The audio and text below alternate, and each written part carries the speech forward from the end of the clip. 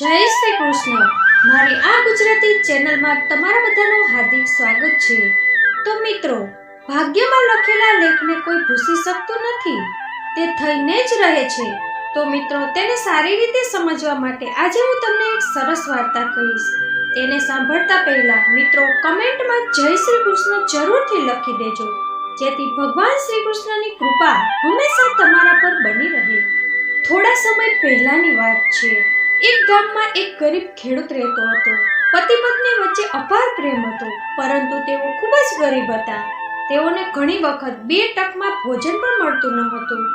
તેઓને સાંજનું ભોજન મળતું તો સવારનું ન મળતું, અને જો સવારનું મળતું તો સાંજનું ન મળતું. એક સમય આવ્યો, ખેડૂતની પત્નીએ એક પુત્રને જન્મ આપ્યો. તેથી તે ખૂબ જ ખુશ હતા, કારણ કે તેના લગ્નને ઘણા વર્ષો વીતી ગયા હતા, પણ તેમને કોઈ સંતાન ન હતું. જ્યારે ખેડૂતના પડોશીઓને ખબર પડી કે ખેડૂતના ઘરે એક પુત્રનો જન્મ થયો છે, ત્યારે આજુબાજુના તમામ લોકો, સગા સંબંધીઓ ખેડૂતના ઘરે પુત્રની ખુશી માટે તેમને અભિનંદન આપવા આવવા લાગ્યા. તેના કારણે ખેડૂતના ઘરે ઉત્સવનો માહોલ હતો, અને આડોશ પાડોશના લોકો તેમજ સગા સંબંધીઓ આવી રહ્યા હતા, ખેડૂતને અભિનંદન આપી રહ્યા હતા અને ઉજવણી પણ કરી રહ્યા હતા. ત્યારે એક સાધુ તે ખેડૂતના ઘરના દરવાજે આવે છે. ખેડૂતે સંત સાધુને આવકાર આપ્યો અને કહ્યું કે આપણા જેવા સંત આજે ખુશીના દિવસે અમારા ઘરે પધાર્યા છે. મારા ઘરે પુત્રનો જન્મ થયો છે, જેના કારણે મારા ઘરમાં આનંદનો માહોલ છવાયેલો છે. માટે હે મહારાજજી, અમારી ઈચ્છા પૂર્ણ કરો, અમારા ઘરે ભોજન કરો. તે ખેડૂત સાધુને ઘરની અંદર લઈ ગયા, અને ખેડૂતની પત્નીએ સાધુ સંતને ખૂબ જ ભક્તિભાવથી ભોજન પીરસ્યું. ખેડૂતે સાધુને કહ્યું, મહારાજ, કૃપા કરીને અમારા પુત્રનું ભાગ્ય જુઓ અને અમને તેના વિશે જણાવો. પછી ખેડૂતની પત્ની તેના પુત્રને સાધુની સમક્ષ લઈને આવે છે. સાધુ તે બાળકને જુએ છે અને આશીર્વાદ આપે છે, પણ પછી તે સાધુ થોડીવાર માટે શાંત થઈ ગયા, તેના વિશે વિચારવા લાગ્યા. પછી સાધુને કહ્યું કે મહારાજ, અત્યાર સુધી તમે ખૂબ જ ખુશ દેખાતા હતા, પણ અચાનક તમારા ચહેરાના આ ભાવ કેમ બદલાઈ ગયા? શું વાત છે મહારાજ? જ્યારે સાધુ કહે છે કે હે પુત્ર, તારા પુત્રમાં જે પણ લક્ષણો દેખાય છે તે ખૂબ જ શુભ છે, કે તારો આ પુત્ર ખૂબ જ જ્ઞાની અને બહાદુર બનશે, અને તેથી પણ ખુશીની વાત એ પણ છે કે એક દિવસ તારો પુત્ર અહીંના રાજા બનશે. ખેડૂતે સાધુના મુખેથી આવી વાત સાંભળીને કહ્યું કે હું તો ખૂબ જ ગરીબ માણસ છું, અમારો દીકરો અહીંનો રાજા કેવી રીતે બની શકે? આ તમે શું કહી રહ્યા છો? બેટા, હું સત્ય બોલી રહ્યો છું, આવું સાધુએ કહ્યું. તારા બાળકની હસ્તરેખાઓ જે કહે છે તે હું કહી રહ્યો છું. અહીંના રાજાની પુત્રી તારા પુત્ર સાથે લગ્ન કરશે, અને તે રાજકુમારીના લગ્ન તારા પુત્ર સાથે થશે, તો તારો દીકરો અહીંનો રાજા બનશે. આટલું સાંભળીને ખેડૂત અને તેની પત્નીને ખુશીનો પાર ન રહ્યો. પછી સાધુએ કહ્યું, હવે મારે જાવું છે. પછી ખેડૂત અને તેની પત્ની તો આદરપૂર્વક સાધુને વિદાય આપી રહ્યા હતા. સાધુ તો પોતાની કુટીરમાં ગયા. હવે તે રાજ્યના રાજા પોતાના સૈનિકો સાથે શિકાર કરવા માટે જંગલમાં આવ્યા હતા. રાજાએ એક હરણનો પીછો કર્યો. હરણ દોડવામાં ઘણું ઉતાવળું હોય છે. હરણ દોડ્યું. રાજા તેની પાછળ પાછળ ઘોડો લઈને દોડ્યા, અને હરણની પાછળ ઘોડાને દોડાવ્યો, અને તેમના સૈનિકો પણ સાથે હતા. હરણની દોડવાની ઝડપ ઘણી હતી. રાજા પણ હરણનો પીછો કરતા રહ્યા હતા. સૈનિકો અને રાજા વચ્ચે અંતર પડી ગયું હતું. રાજા તો હરણનો પીછો કરતા જ રહ્યા. જ્યારે એ હરણ ગાઢ જંગલમાં પહોંચી ગયું, તો રાજાએ આખા જંગલમાં હરણને શોધવાનું શરૂ કર્યું, પરંતુ તે હરણ ક્યાંય દેખાયું ન હતું. હવે રાજાને ખૂબ જ તરસ લાગી હતી. હવે રાજા એક જગ્યાએ ઘોડાને ઊભો રાખે છે, અને અહીં કहीं પાણી માટે નજર દોડાવે છે, પણ રાજાને જંગલમાં ક્યાંય પાણી ન દેખાયું. ત્યારે થોડા આગળ વધ્યા કે રાજાની દ્રષ્ટિ એક સાધુની ઝૂંપડી પર પડી. રાજાએ જોયું કે એક સાધુ તપસ્યામાં મગ્ન હતા. રાજાએ તે સાધુને પ્રણામ કર્યા, અને સાધુએ તેને આશીર્વાદ આપ્યા અને કહ્યું, હે રાજન, કહો કે તમારે કેમ અહીં આવવાનું થયું? ત્યારે રાજાએ સાધુને કહ્યું કે હે મહારાજ, હું આ જંગલમાં શિકાર કરવા આવ્યો છું. મને ખૂબ જ તરસ લાગી છે. તરસના કારણે મારો શ્વાસ રૂંધાઈ રહ્યો છે. જો તમારી પાસે થોડું પાણી હોય તો કૃપા કરીને મને પાણી પીવડાવો. તો સાધુ કહે છે, થોડી વાર માટે પ્રતીક્ષા પ્રતીક્ષા કરો, હું અંદરથી જળ લઈને આવું છું. પછી તે સાધુ ઝૂંપડીની અંદર ગયા અને પાણીથી ભરેલો લોટો લઈને આવે છે અને પાણી ભરેલો લોટો રાજાને આપે છે. રાજા પાણી પીવે છે, પોતાની તરસ છીપાવે છે. પછી રાજા સાધુને ખૂબ જ આદરભાવ આપે છે. પછી પાણી પીને રાજા તો ત્યાંથી નીકળે છે.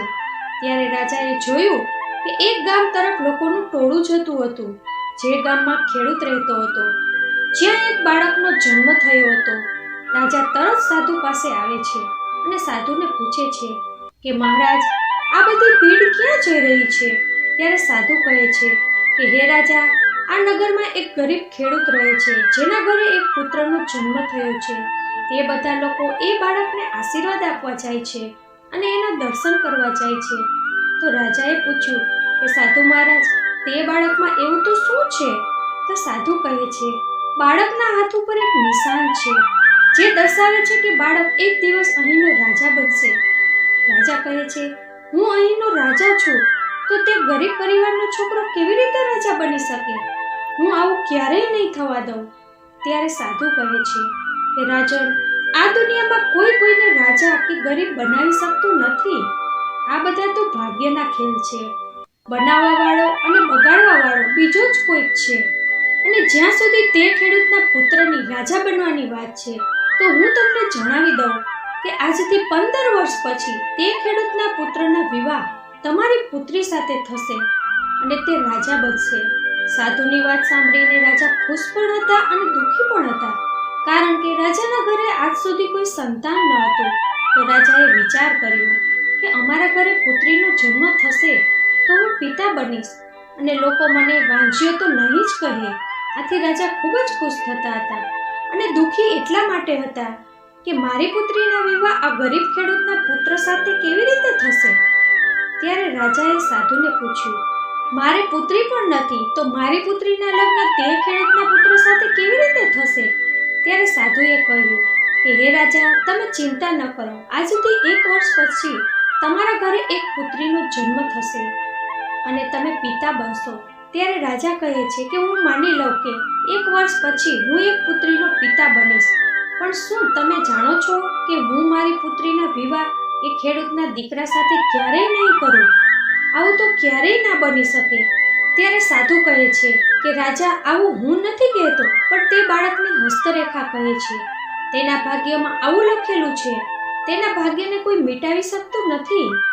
એ કારણ છે, કારણ કે વિધાતાના લખાણની પંક્તિઓને કોઈ ભૂંસી શકતું નથી. જે થવાનું હોય છે તે થઈને જ રહે છે. કોઈ કોઈના ભાગ્યને બદલી શકે નહીં. તે રાજા ખૂબ જ અહંકારી હતા. રાજા અહંકારને વશ થઈ અને ક્રોધિત અવસ્થામાં સાધુને કહે છે, હું આવું નહીં જ થવા દઉં. હું તેના ભાગ્યમાં લખેલું ભૂંસી નાખીશ. હું વિધાતાના લખાણને પણ બદલી નાખીશ. હું મારી પુત્રીના લગ્ન આ ગરીબ ખેડૂતના પુત્ર સાથે નહીં થવા દઉં. ત્યારે સાધુએ કહ્યું, હું પણ અહીં જ છું અને તમે પણ અહીં જ છો. સમયની પ્રતીક્ષા કરો અને જુઓ કે કોની વાત સત્ય સાબિત થાય છે. પછી રાજા પોતાના ઘરે જાય છે, પણ રાજાને આખી રાત નીંદર નથી આવતી. વિચાર કરે છે કે શું કરું જેથી સાપ પણ મરી જાય અને લાઠી પણ ના તૂટે. હું આવું બિલકુલ નહીં થવા દઉં. તેના માટે મારે કંઈ પણ કરવું પડે તે હું કરીશ. આખી રાત રાજાના આવા વિચારોમાં જ વીતી ગઈ. સવાર થાય છે અને સવારે રાજાને વિચાર આવ્યો.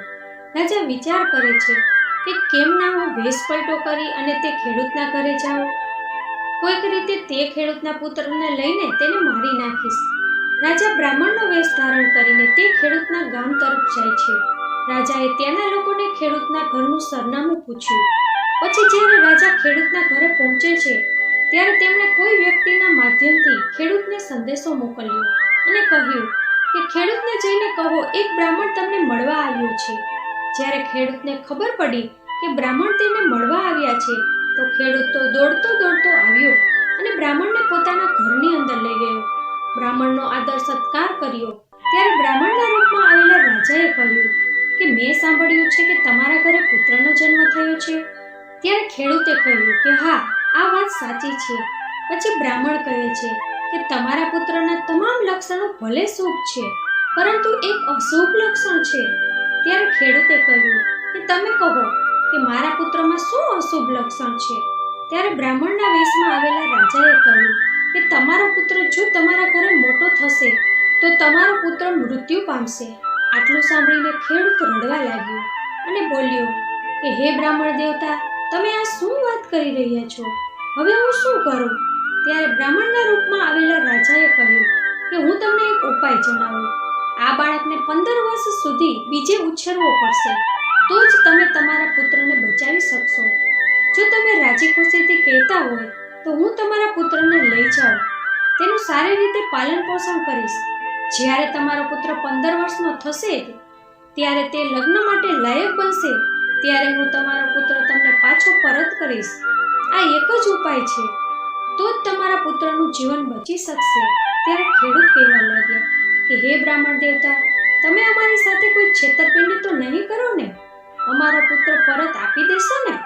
બ્રાહ્મણના વેશમાં આવેલા રાજા કહેવા લાગ્યા કે હું બ્રાહ્મણ છું, હું અસત્ય કેમ બોલી શકું? બ્રાહ્મણનું કામ તેના યજમાનનું રક્ષણ કરવાનું હોય છે અને તેના પર આવનારી કોઈ પણ આફતને, કોઈ પણ મુશ્કેલીને ટાળવાનું છે. તેથી જ હું તમારા ઘરે આવ્યો છું અને તમારા બાળકને લેવા આવ્યો છું. તમે નિશ્ચિત રહો અને તમારો પુત્ર મને આપો. હું ખૂબ જ સારી રીતે અને કાળજી રાખીશ. તમારા કરતાં પણ વધારે હું આ બાળકનું ધ્યાન રાખીશ. ખેડૂત તરત તેની પત્ની પાસે ગયો અને બધી વાત તેની પત્નીને કરી. ત્યારે ખેડૂતની પત્ની પણ ગભરાઈ ગઈ અને તે પોતાના પતિ સાથે બ્રાહ્મણ પાસે આવે છે અને કહે છે કે હે બ્રાહ્મણ દેવ, અમે તમને અમારો પુત્ર આપવા તૈયાર છીએ, પણ એ પહેલા તમે અમને વચન આપો કે તમે 15 વર્ષ પછી અમારો પુત્ર અમને પરત કરશો. બ્રાહ્મણે વચન આપ્યું કે હું 15 વર્ષ પછી તમારો પુત્ર તમને પરત આપીશ. બ્રાહ્મણે કહ્યું કે મારી વાત પર વિશ્વાસ કરો અને આ બાળક મને આપી દો. તો હું ફરીથી કહું છું, જો તમે તમારા બાળકને સુરક્ષિત અને સ્વસ્થ જોવા માંગતા હો તો જલ્દીથી મને આપો, વિલંબ ના કરો. 15 વર્ષ પછી તમારો પુત્ર લગ્નને યોગ્ય બનશે ત્યારે હું તેને પરત કરી દઈશ. હું તમારા પુત્રને કાયમ માટે નથી લઈ જતો. પછી ખેડૂતો અને તેની પત્ની પોતાના પુત્રને બ્રાહ્મણના વેશમાં આવેલા રાજાને સોંપી દે છે. તે બાળકને હાથમાં લઈને રાજા ખૂબ જ ખુશ થાય છે અને ત્યાંથી પોતાના ઘર તરફ પ્રયાણ કરે છે અને વિચાર કરે છે, આજે હું આ બાળકને મારી નાખીશ. જ્યારે આ બાળક જ નહીં રહે તો પછી મારી પુત્રીના વિવાહ તેની સાથે કેવી રીતે થશે? પછી તે સાધુની વાત કેવી રીતે સત્ય સાબિત થશે? આવો વિચાર કરતા કરતા રાજા એક નદીના કિનારે પહોંચે છે અને રાજા એ બાળકનું ગળું દબાવી તેને મારી નાખવાનો વિચાર કર્યો, પરંતુ બાળકનો ચહેરો જોઈને રાજાએ પોતાનો વિચાર બદલી નાખ્યો. રાજાને અંદરથી, અંતરાત્મામાંથી અવાજ આવ્યો કે રાજા, તમે આ બાળકને મારશો નહીં તો તમારે આ પાપનું વળતર ચૂકવવું પડશે. માટે આ બાળકની હત્યા કરશો નહીં. થોડી વાર માટે રાજાને પરસેવો વળી ગયો. પછી રાજા વિચાર કરે છે કે હું આ બાળકને મારા હાથથી નહીં મારું. એટલે રાજાએ એક લાકડાની પેટીમાં બાળકને સુવડાવી દીધું અને પેટીમાં થોડી જગ્યા છોડી જેથી બાળકને હવા મળી રહે. રાજા એ વિચાર કર્યો કે આ પેટી નદીમાં ક્યાંક ફસાઈ જશે અને પછી આ બાળક પણ ડૂબી જશે અને બાળક મરી જશે. પછી રાજા વિચાર કરતા પોતાના ઘરે આવે છે. આખી રાત પેટી નદીમાં તરતી રહી અને સવાર થઈને એક વેપારી નદીમાં નાહવા આવ્યો. રોજની જેમ શેઠ ઉઠીને નદીમાં નાહવા આવ્યા. ત્યારે તેણે એક લાકડાની પેટી જોઈ. ત્યારે શેઠને વિચાર આવ્યો કે આ પેટીમાં શું હશે? ખોલીને જોવાનો વિચાર કર્યો. એ વ્યક્તિએ પેટીને ખોલી અને જોયું તો ખૂબ જ ખુશ થઈ ગયો અને તે પેટીની અંદર ખૂબ જ સુંદર બાળક હતું. આ જોઈને શેઠે ગંગા માતાનો ખૂબ આભાર માન્યો અને કહ્યું કે હે મા ગંગા, તમે મારા ઉપર મોટો ઉપકાર કર્યો છે કે તમે મને પુત્ર આપ્યો. વર્ષો વીતી ગયા, મારે કોઈ સંતાન હતું નહીં અને તમે આ રૂપાળો પુત્ર આપીને મારી મનોકામના પૂર્ણ કરી છે. મા ગંગા અને ભગવાન શિવનો આભાર માનીને તે શેઠ તો પુત્રને લઈ તેમના ઘરે આવે છે. જ્યારે શેઠની પત્ની તેના પતિના હાથમાં એ બાળકને જોવે છે અને પૂછે છે, તમે આ કોનું બાળક લઈને આવ્યા છો? પછી શેઠ કહે છે, આપણે ખૂબ જ ભાગ્યવાન છીએ. મા ગંગાએ આપણને એક પુત્ર આપ્યો છે. આપણે તેને ખૂબ જ હેતથી ઉછેરશું. પછી શેઠ અને તેની પત્ની પુત્રને જોઈને ખૂબ જ ખુશ થઈ જાય છે અને હરખાઈ જાય છે. તે બાળક ધીરે ધીરે મોટું થવા લાગે છે. ધીરે ધીરે 15 વર્ષનો વખત વીતી ગયો. હવે તે બાળક મોટો થઈને યુવાન થઈ ગયો હતો. એક દિવસ જ્યારે તેના મિત્રો સાથે રમી રહ્યો હતો ત્યારે ત્યાંથી પડોશી રાજાનો એક મોટો કાફલો આવી રહ્યો હતો. કાફલો પોતાની ધૂનમાં મશગુલ હતો અને તે પોતાના માર્ગ પર જઈ રહ્યો હતો. અચાનક પેલા છોકરાની નજર એક બાળક પર પડી, જે બાળક રસ્તામાં બેસીને રમી રહ્યો હતો. જ્યારે તે બાળકની નજીક તે કાફલો આવે છે તો શેઠનો દીકરો તે બાળકને બચાવે છે. અચાનક રાજાની નજર તે શેઠના દીકરા પર પડે છે, જેના જમણા હાથ ઉપર વાદળી નિશાન હતું. જેના જમણા હાથ ઉપર વાદળી નિશાન જોઈને રાજા સમજી ગયા, આ તે જ છોકરો છે જેને મેં વર્ષો પહેલા નદીમાં પેટીમાં મૂકી દીધો હતો. એ જ રાજા હતા જેમણે ખેડૂતના છોકરાને પેટીમાં પૂરીને પાણીમાં પ્રવાહિત કરી દીધો હતો. અને જે છોકરાએ બાળકને બચાવ્યો હતો તે ગરીબ ખેડૂતનો જ પુત્ર હતો, જેને રાજા કપટ કરીને લાવે છે અને તેને મારી નાખવાનો પ્લાન બનાવ્યો હતો. છતાં પાકું કરવા માટે રાજાએ શેઠના પુત્રને પોતાની પાસે બોલાવ્યો અને કહ્યું કે તું ખૂબ જ બહાદુર છોકરો છે. હું તારાથી ખૂબ જ પ્રસન્ન થયો છું, કારણ કે મને બહાદુર છોકરા ખૂબ જ પસંદ આવે છે. એટલે રાજાએ છોકરાને પૂછ્યું કે તારા માતા પિતા કોણ છે બેટા? હું તારા માતા પિતાને મળીને એમનો આભાર વ્યક્ત કરવા માંગુ છું. શું તું મને તારા માતા પિતા પાસે લઈ જઈશ? છોકરાએ કહ્યું, રાજા સાહેબ, હું તમને મારા ઘરે લઈ જઈશ. એ છોકરો રાજાને તેના ઘરે લઈ ગયો. જ્યારે શેઠે જોયું કે તેમનો પુત્ર રાજાને લઈને આવ્યો છે ત્યારે શેઠે કહ્યું, મહારાજ, તમે મારા ઘરે આવવાની તકલીફ કેમ લીધી? ત્યારે રાજાએ કહ્યું, શેઠ, તમારો દીકરો ખૂબ જ બહાદુર છે, જેણે મારા કાફલાથી એક નાનકડા બાળકનો જીવ બચાવ્યો છે. નહીં તો તે બાળક મારા કાફલાથી મરી જાત. તમારો છોકરો ખરેખર ખૂબ જ બહાદુર છે. ત્યારે તે શેઠ કહે છે, મને મારો આ છોકરો મને માતા ગંગાએ આપ્યો છે. તો રાજાએ પૂછ્યું કે શું આ છોકરો તમારો નથી? આ છોકરો તમને ગંગાજીએ કેવી રીતે આપ્યો? ત્યારે શેઠ કહે છે કે 15 વર્ષ પહેલાની વાત છે, જ્યારે હું ગંગાજીમાં સ્નાન કરવા ગયો હતો ત્યારે મને પાણીમાં તરતી એક લાકડાની પેટી મળી હતી. પેટી ખોલીને જોયું તો તેમાં આ છોકરો હતો. તે છોકરાને હું મારા ઘરે લઈ આવ્યો અને તેને અમે ઉછેરીને મોટો કર્યો. ત્યારે રાજાને ખાતરી થઈ ગઈ કે આ તે જ છોકરો છે જેને મેં 15 વર્ષ પહેલા નદીમાં પેટીમાં મૂકીને છોડી મૂક્યો હતો. હવે રાજા વિચારવા લાગ્યા કે પેલા સાધુએ કહ્યું હતું તે પ્રમાણે સત્ય સાબિત થશે કે શું? મારી પુત્રીના લગ્ન આ છોકરા સાથે થશે કે નહીં? હવે મારે આ રસ્તાના કાંટાને હટાવવો પડશે. પછી રાજાએ પત્ર લખ્યો અને પત્ર લખ્યા પછી એ પત્રને એક કવરમાં બંધ કરી દીધો અને કવર ઉપર તેની મહોર લગાવી દીધી અને તે કવર શેઠના છોકરાને રાજાએ આપી દીધું. શેઠે કહ્યું કે હે રાજા સાહેબ, તમે આ પત્ર મારા પુત્રને કેમ આપ્યો? ત્યારે રાજાએ કહ્યું કે તમારો આ બહાદુર છોકરો જોઈને હું ઈચ્છું છું કે તમારો આ છોકરો મારી સાથે રહે. આ સાંભળીને શેઠ ખૂબ જ ખુશ થયા અને વિચારવા લાગ્યા કે મારો છોકરો આ રાજાની સાથે રહેશે એ તો ખૂબ જ સારી વાત છે, અને જો તે રાજાની સાથે રહે તો આનાથી વધુ સારું શું હોઈ શકે? શેઠે કહ્યું કે તમે મારા પુત્રને તમારી સાથે લઈ જઈ શકો છો. ત્યારે શેઠના દીકરાને રાજાએ કહ્યું કે અત્યારે હું બીજી જગ્યાએ જઈ રહ્યો છું, મને પાછો આવવામાં થોડો સમય લાગશે, તેથી તું આ પત્ર લઈને મારા મહેલમાં જા અને આ પત્ર રાણીને આપજે, જે તને નોકરીએ રાખશે. આટલું કહીને રાજા ત્યાંથી નીકળી ગયા અને શેઠનો પુત્ર પણ પત્ર લઈને રાજાના મહેલ તરફ પ્રયાણ કરે છે. રાજાનો મહેલ ઘણો દૂર હતો. ચાલતા ચાલતા તે એક જંગલમાંથી પસાર થાય છે.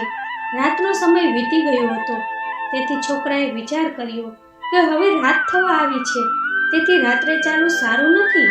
જંગલી પ્રાણીઓ મને જોઈ ગયા તો મારું જીવન જોખમમાં આવી જશે. પછી તે વિચાર કરવા લાગ્યો કે હવે રાત ક્યાં વિતાવી. ત્યારબાદ તેની નજર એક ઝૂંપડી પર પડી. છોકરાએ વિચાર કર્યો કે આ રાત આ ઝૂંપડીમાં વિતાવી દઉં, સવાર થતાં ત્યાંથી નીકળી જઈશ. પછી તે છોકરો તે ઝૂંપડીમાં ગયો. અંદર જઈને જોયું તો તે છોકરો આશ્ચર્યચકિત થઈ ગયો. અંદર ઘણી સીડીઓ હતી, ત્યાંથી મહેલ તરફ જવાનો રસ્તો હતો. છોકરાએ વિચાર કર્યો કે આ રસ્તો ક્યાં જાય છે. છોકરો એ જ રસ્તે અંદર જઈને એક આલીશાન મહેલમાં પહોંચી ગયો. ત્યાં થોડું આગળ ચાલ્યા પછી એક મહેલની અંદર એક અડ્ડો હતો. અડ્ડામાં એક વૃદ્ધ સ્ત્રી બેઠી હતી. તે છોકરો તે વૃદ્ધ સ્ત્રી પાસે ગયો. ત્યારે તે વૃદ્ધ સ્ત્રીએ પૂછ્યું કે બેટા, તું અહીં કેવી રીતે આવ્યો અને તને બહાર કોઈ મળ્યું નહીં? છોકરાએ વૃદ્ધ સ્ત્રીને કહ્યું, માતાજી, હું અહીંના રાજાના મહેલમાં જઈ રહ્યો હતો. રસ્તામાં મને મોડું થઈ ગયું છે, માટે હું આ જગ્યાએ રાત વિતાવવા માટે આ જગ્યા પર આવ્યો હતો. સવાર થતાં જ હું નીકળી જઈશ. ત્યારે તે વૃદ્ધ માતાજીએ કહ્યું, બેટા, તારું અહીં રહેવું ખૂબ જ જોખમી છે. છોકરાએ કહ્યું કે અહીં શું જોખમ છે? ત્યારે તે વૃદ્ધ માતાએ કહ્યું, બેટા, આ લૂંટારાઓનો અડ્ડો છે. થોડા સમય પછી તેઓ આવશે. જ્યારે તેઓ આવશે અને તને જોશે તો તને મારી નાખશે. તેથી બેટા, તું અહીંથી દૂર ચાલ્યો જા. છોકરાએ કહ્યું કે માતાજી, હું દૂર કેવી રીતે જાઉં? જો હું રાત્રિના સમયે અહીંથી નીકળી જાઉં તો આ જંગલના જંગલી પ્રાણીઓ મને મારીને ખાઈ જશે. માટે હે માતાજી, આજની રાત મને અહીં વિતાવવા દો અને સવાર પડતા જ હું નીકળી જઈશ. છોકરાના આવા શબ્દો સાંભળીને વૃદ્ધ માતાને દયા આવી અને કહ્યું કે ઠીક છે, તું અહીં ખૂણામાં સૂઈ જા. જ્યારે લૂંટારાઓ ત્યાં આવે છે અને આ અજાણ્યા છોકરાને ત્યાં સૂતેલો જુએ છે, ત્યારે તે લૂંટારાઓ તે વૃદ્ધ માતાને પૂછે છે, હે માતાજી, આ છોકરો અહીં કેવી રીતે આવ્યો? તમે અહીં કેમ સૂવા દીધો? પછી વૃદ્ધ માતા બધી ઘટના તે લૂંટારાઓને કરે છે કે તે રાજાના મહેલમાં જઈ રહ્યો હતો તો રાત થઈ ગઈ હતી, એટલે આજની રાત વિતાવવા માટે તે અહીં આવ્યો છે. લૂંટારાઓએ પૂછ્યું કે શું તે રાજા દ્વારા મોકલવામાં આવેલ કોઈ જાસૂસ તો નથી ને? એટલે કે તે આપણા વિશે જાણવા માટે તો નથી આવ્યો ને? જો રાજાને આપણા અડ્ડા વિશે ખબર પડી જશે તો તે આપણા બધાને જેલમાં પૂરી દેશે. એના કારણે આપણે આખું જીવન જેલમાં પસાર કરવું પડશે. વૃદ્ધ માતાએ કહ્યું કે આમ તો ના થઈ શકે. તો પછી લૂંટારાઓ કહેવા લાગ્યા કે પહેલા તેની તલાશી લઈએ, તેની પાસે કંઈ છે કે નહીં. એક લૂંટારાએ સૂતેલા છોકરાની તલાશી લીધી. તેને પત્ર સિવાય બીજું કંઈ પણ મળ્યું નહીં, જે એક કવર હતું. વૃદ્ધ ડોશીમાએ પૂછ્યું કે તને શું કંઈ મળ્યું? ત્યારે લૂંટારાએ કહ્યું કે તેના ખિસ્સામાંથી આ એક પત્ર મળ્યો છે. પછી લૂંટારાઓએ તે કવરમાંથી પત્ર કાઢ્યો અને તે પત્ર વાંચ્યો. તેમાં લખ્યું હતું કે હે રાણી, આ છોકરાને તમારી પાસે મોકલી રહ્યો છું. આ પત્ર તમારા હાથમાં લઈ વાંચજો અને તે છોકરાને મારી નાખજો. અને તમે વિચારતા હશો કે હું આ છોકરાને તમારા દ્વારા કેમ મરાવવા માંગુ છું, તો એ પછી હું તમને ઘરે આવીને બધું કહીશ.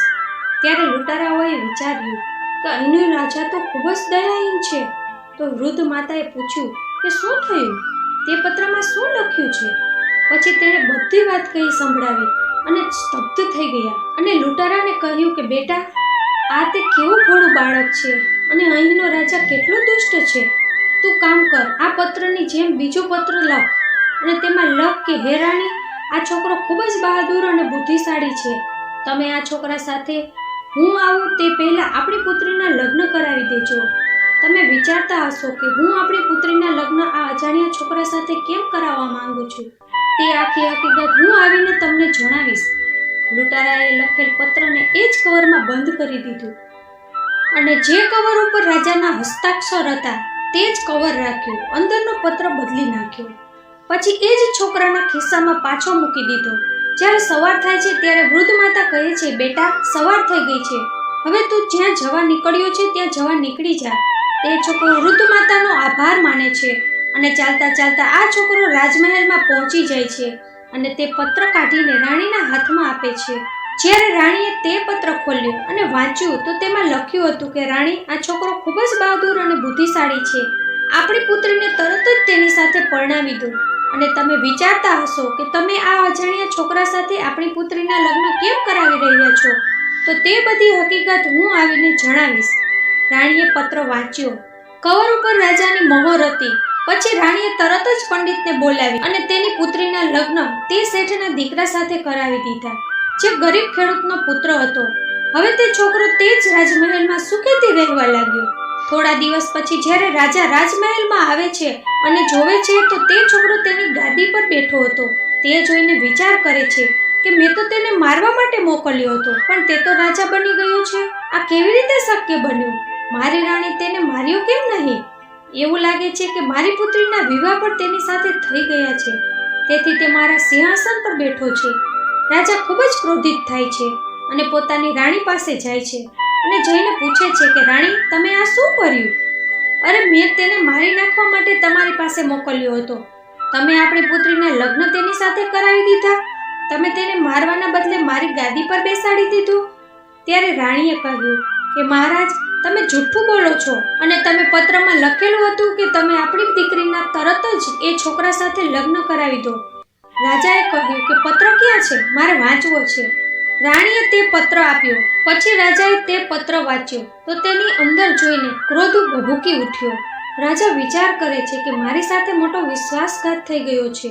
રાજા તરત જ તે છોકરાને તેના સૈનિકો દ્વારા પકડાવીને કેદ કરાવે છે અને કહે છે કે તું દુષ્ટ છે, તે મારી સાથે દગો કર્યો છે, તું કપટી છે, જેથી તું મારી ગાદી છીનવી શકે અને અહીંનો રાજા બની શકે. તે મારી સાથે આવું કેમ કર્યું? તારી આ આશા ક્યારેય પૂર્ણ નહીં થાય. ત્યારે તે શેઠનો દીકરો કહે છે, રાજા સાહેબ, તમે આ શું બોલી રહ્યા છો? તમે ક્યાં ખેડૂતની વાત કરી રહ્યા છો? અને હું તો એક શેઠનો દીકરો છું, ખેડૂતનો દીકરો નથી. રાજા કહે છે કે હું તારા સાચા માતા પિતાને સારી રીતે ઓળખું છું, પણ યાદ રાખજે કે તું ક્યારેય રાજા બની શકીશ નહીં. આજે હું તને જીવતો નહીં છોડું. એમ કહીને રાજાએ તલવાર કાઢી અને છોકરા ઉપર ઘા કરવા જાય છે. ત્યારે તે છોકરાની પત્ની કહે છે, તે રાજાની પુત્રી વચ્ચે આવીને ઊભી રહી જાય છે અને રાજાને કહે છે, પિતાજી, જ્યાં સુધી હું જીવિત છું ત્યાં સુધી તમે તેને નહીં મારી શકો. તે મારા પતિ પરમેશ્વર છે. તેને મારવા માટે તમારે પહેલા મારી લાશ ઉપરથી પસાર થવું પડશે. જ્યારે રાજાની પુત્રી આવું બોલે છે ત્યારે રાજા ત્યાં જ અટકી જાય છે અને તેમની તલવાર નીચે કરે છે. તે જ સમયે રાજાનો એક સિપાઈ દોડતો દોડતો આવે છે અને રાજાને કહે છે, મહારાજ, એક સાધુ સંત તમને મળવા માટે આવ્યા છે અને તરત જ તમને મળવા માંગે છે. ત્યારે રાજાએ કહ્યું કે તે સાધુને અંદર લઈ આવો. પછી તે સૈનિક સાધુને લઈને રાજા પાસે આવે છે. રાજાએ કહ્યું કે બોલો સાધુ મહારાજ, તમે ક્યાં હેતુથી આવ્યા છો? ત્યારે તે સાધુએ કહ્યું કે હે રાજન, તમે મને ઓળખ્યો નહીં? ત્યારે રાજાએ કહ્યું કે નહીં, તમે કોણ છો? ત્યારે સાધુ ખૂબ જ નમ્રતાથી કહે છે કે હે રાજન, હું એ જ સાધુ છું જેને તમે 15 વર્ષ પહેલા મળ્યા હતા. મેં તમને કહ્યું હતું કે તમારી પુત્રીના લગ્ન તે ગરીબ ખેડૂતના પુત્ર સાથે થશે અને તે તમારા રાજ્યનો રાજા બનશે. તમે જોઈ લીધું ને કે કોઈના ભાગ્યમાં જે કંઈ લખેલું હોય છે તે થાય જ છે, તેને કોઈ બદલી ના શકે. અને રાજા સાધુની ક્ષમા માંગે છે અને કહે છે કે મહારાજ, તમે સત્ય કહ્યું હતું. જે કોઈના ભાગ્યમાં લખેલું હોય છે તે તેને મળે જ છે. પછી રાજાએ કહ્યું કે હે મહારાજ, હું ભાગ્ય દેવતાની સામે હારી ગયો છું. મારામાં જે અહંકાર હતો તે આજે સંપૂર્ણ રીતે નષ્ટ થઈ ગયો છે. મેં ભાગ્યને બદલવાની કોશિશ કરી, તેને ભૂંસી નાખવાનો પ્રયત્ન કર્યો, પણ હું હારી ચૂક્યો છું. ત્યારે સાધુ મહારાજ કહે છે, હે રાજન, આ નકામી ચિંતા છોડી દો અને આ ખેડૂતના પુત્રને તમારા જમાઈ તરીકે સ્વીકાર કરો અને તેને આ રાજપાટ સોંપી દો. પછી ભગવાનની ભક્તિ કરવા માટે મારી સાથે જંગલમાં આવો, કારણ કે સાચું સુખ ભગવાનની ભક્તિમાં જ છે, રાજ શાસનમાં નથી. અને એવું જ થયું. રાજાએ તે ખેડૂતના પુત્રને પોતાના જમાઈ તરીકે સ્વીકાર કરી લીધો અને સાધુની સામે તેને રાજતિલક કર્યું. સંસારના સુખનો ત્યાગ કરી અને ભગવાનની ભક્તિ કરવા માટે જંગલમાં ગયા. બીજી તરફ તે ગરીબ ખેડૂતને ખબર પડે છે કે સાધુના કહેવા પ્રમાણે તેનો પુત્ર રાજા બની ગયો છે. તેથી તે ખેડૂત ખૂબ જ ખુશ થાય છે અને તેના પુત્રને મળવા જાય છે. પછી તે ખેડૂત તેના પુત્ર સાથે રહેવા લાગે છે. મિત્રો, હવે તમે સમજી ગયા હશો કે કોઈ પણ ભાગ્યને બદલી શકતું નથી, કોઈ ભાગ્યને ભૂંસી શકતું નથી. જે તેના નસીબમાં લખ્યું હોય છે તે જ થાય છે. વિધાતાના લખેલા લેખને મિટાવવા વાળા કેટલાય માટીમાં મળી ગયા છે, પરંતુ ભાગ્યના લખાણને કોઈ ભૂંસી શકતું નથી. આટલો સમય આપવા બદલ તમારો ખૂબ ખૂબ આભાર. તો મિત્રો, આજની માહિતી તમને જરૂર પસંદ આવી હશે, તો વિડીયોને લાઈક કરી, શેર કરી, મારી ચેનલને સબસ્ક્રાઇબ કરજો. તેમજ કમેન્ટમાં જય શ્રી કૃષ્ણ જરૂરથી લખજો. ફરીથી મળીશું મિત્રો આવા જ વિડીયો સાથે. ત્યાં સુધી તમારું ધ્યાન રાખજો, હસતા રહેજો અને હંમેશા ખુશ રહેજો. ક્યારેક તમારા માટે તો ક્યારેક તમારા પરિવાર માટે. કરો એવું કે દુનિયા કરવા ઈચ્છે તમારા જેવું.